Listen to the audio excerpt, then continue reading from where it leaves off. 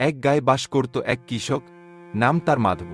মাধবের ক্ষেতে ফলন ভালো হতো ঠিকই, কিন্তু তার সবচেয়ে বড় সম্পদ ছিল তার গল্প বলার ক্ষমতা। তার মুখে যেন রূপকথার ঝরনা বীজ। গায়ের মানুষ তো বটেই, এমনকি বনের পশুপাখিরাও মাধবের গল্প শুনতে খুব ভালোবাসত। তাদের মনে হতো মাধবের গল্পে যেন এক জাদু আছে, যা মনকে আনন্দে ভরিয়ে তোলে। একদিন রোদ ঝলমলে দুপুরে মাধব যখন তার বাড়ির সামনে বসেছিল, হঠাৎ সে দেখল এক অদ্ভুত দৃশ্য।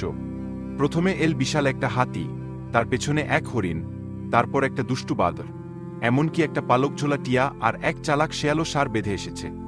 মাধব অবাক হয়ে জিজ্ঞেস করল, আরে তোরা সব একসাথে, কি চাই? হাতিটা সুর তুলে বলল, ও প্রিয় মাধব ভাই, আমরা তোমার গল্পের টানে এসেছি।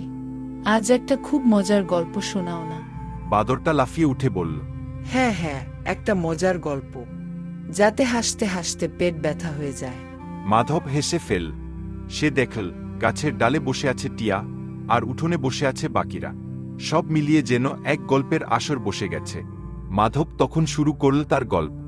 গল্পটা ছিল এক ভোদল আর এক জ্যোতিষী কাকের। শোনো তবে।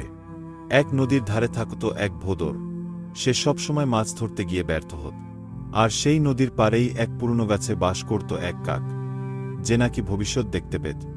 ভোদর রোজ কাকের কাছে যেত আর জিজ্ঞেস করত, ও কাক মশাই, বলুন তো আজ আমার ভাগ্যে কটা মাছ আছে?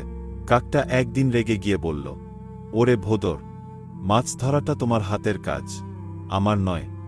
যখন মন দিয়ে চেষ্টা করবে, তখনই দেখবে মাছ ঠিক ধরা পড়ছে। জ্যোতিষী তো আমি, কিন্তু তোমার পরিশ্রমের ফল আমি বলে দিতে পারব না। ভোদর লজ্জিত হল। সেই দিন থেকে সে মন দিয়ে জাল ফেলতে শুরু করল। আর কি আশ্চর্য, রোজ তার ঝুড়ি ভরে যেত তাজা মাছে। গল্প শেষ হতেই পশুপাখিরা আনন্দে আওয়াজ করে উঠল। হাতি তার সুর তুলে মাধবকে ধন্যবাদ জানাল।